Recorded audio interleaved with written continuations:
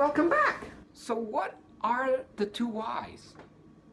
It's in the tone of voice. You say the word why, but what you hear is two different things. Let me express it so you could see it on my face. Why would you ever do such a thing? I don't understand. Why? Like, why would you ever do such a thing? Why did you do that for? That's judgment. That's judgment. Then there is a why of yearning, a why of being real, of being authentic, of demanding justice. And the tone of voice is, if you are justice, like Moses, if you are justice, God, I see someone suffering. I'm not going into my spiritual mood right now. No, I'm not going there.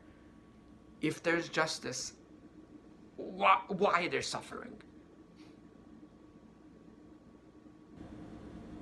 I know there's justice.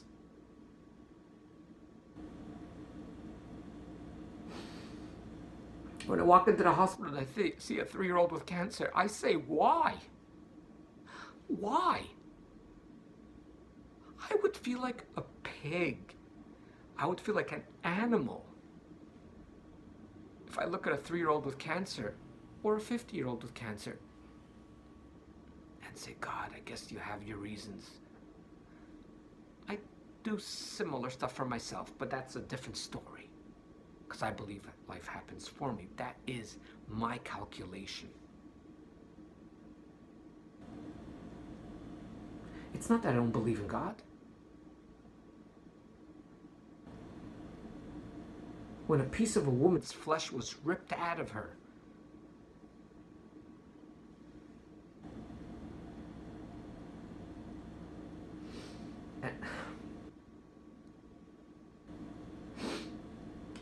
and she has, when you lose a child, the word slipped my mind. It's okay, but you know what I'm saying. Not an abortion. No. Miscarriage. She has a miscarriage. It's not something it's talked about. It's tough. I say, why? A family is evicted from their home with love and compassion and pain. You say, why? It's not I don't believe. Why is, if there's justice, I don't want explanations for pain. I don't want justification for pain. I know spiritually everything has a reason. As a human being watching something, I say, why? So, sorry, I got distracted. So the first why is judgment. That, no, I didn't see any of those stories in the Torah. Why, when a person wants to get close to God, that's a beautiful why. Why, God, if you're just, something doesn't make sense over here, why don't we get a piece of the land on our name?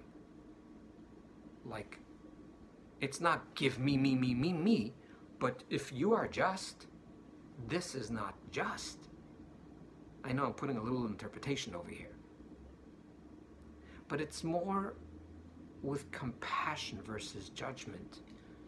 And that's why I never used to notice when people used to ask me why, and I used to get into a dialogue and start answering them, and that there was sort of a little war going on. Today I'm very careful when someone asks me why, I listen to their tone of voice.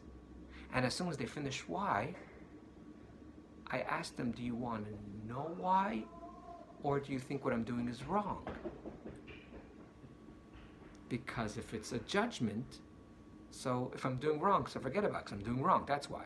Because I don't do things right. So why are you asking me?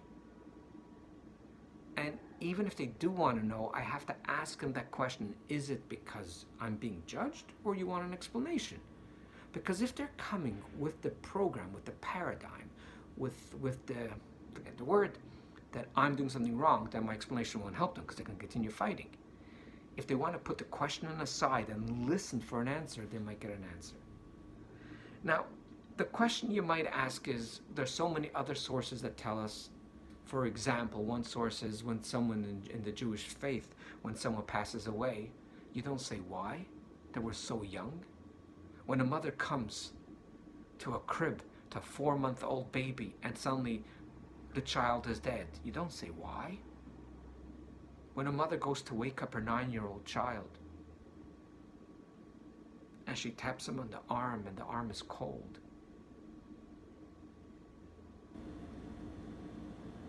you don't say why. You say Baruch Dayan Emet. Blessed is the true judge. And that's a good question, and that's another topic, another conversation. When is it that we just accept?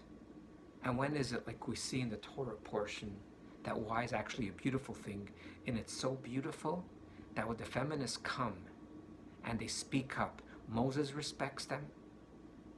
He said he'll deliver their words to God, and God respects them, and he says they have spoken well, and actually changes the rules. Thanks for listening.